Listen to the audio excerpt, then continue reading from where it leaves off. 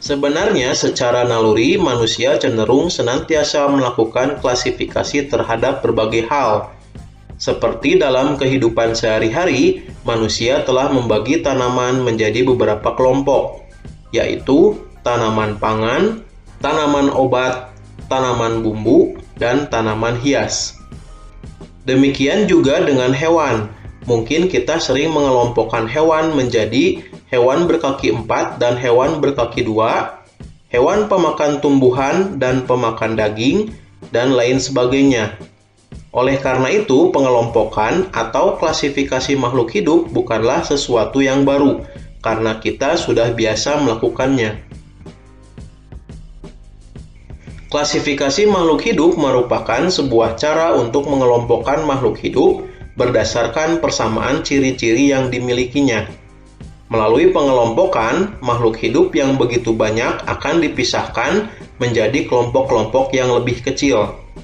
Adapun dasar klasifikasi makhluk hidup yaitu yang pertama, ukuran tubuhnya, yang kedua, lingkungan tempat hidupnya, yang ketiga, manfaatnya, yang keempat, jenis makanannya, dan yang kelima, persamaan atau perbedaan ciri-ciri.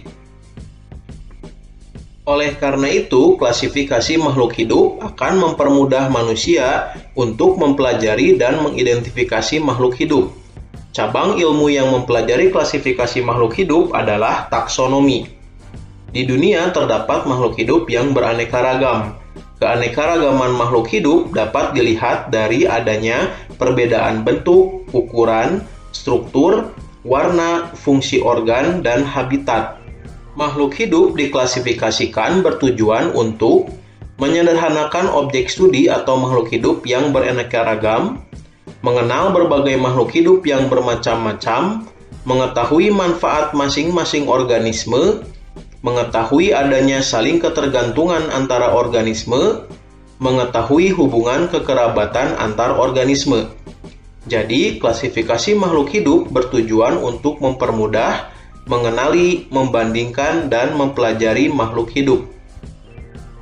Carolus Linnaeus adalah bapak klasifikasi atau bapak taksonomi, yaitu tokoh yang menemukan sistem penamaan spesies yang dikenal dengan binomial nomenklatur.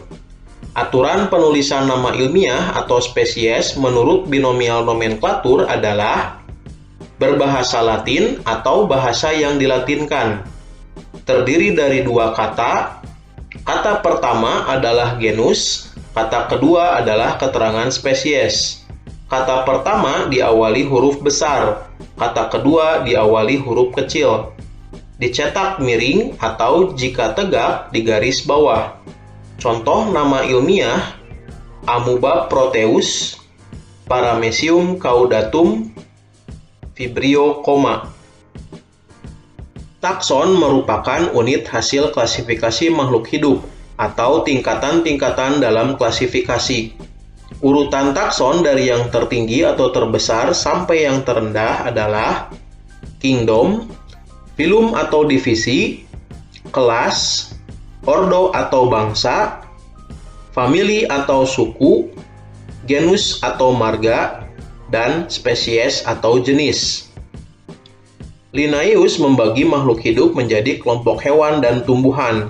Dua kelompok besar tersebut disebut kingdom oleh Linnaeus. Jadi terdapat kingdom animalia atau hewan dan plantae atau tumbuhan. Kemudian Linnaeus membaginya lagi menjadi tingkatan yang lebih kecil, yaitu divisi, filum, kelas, bangsa, suku, marga, dan jenis. Pengelompokan yang disusun oleh Linnaeus disebut taksa. Dalam bentuk tunggal disebut takson. Klasifikasi makhluk hidup 5 kingdom yang sering digunakan merupakan cara pengelompokan yang dikemukakan oleh Robert H. Whittaker pada tahun 1969. Dia membagi makhluk hidup menjadi 5 kelompok besar, yaitu Monera, Protista, jamur atau fungi, tumbuhan atau plantae, dan hewan atau animalia.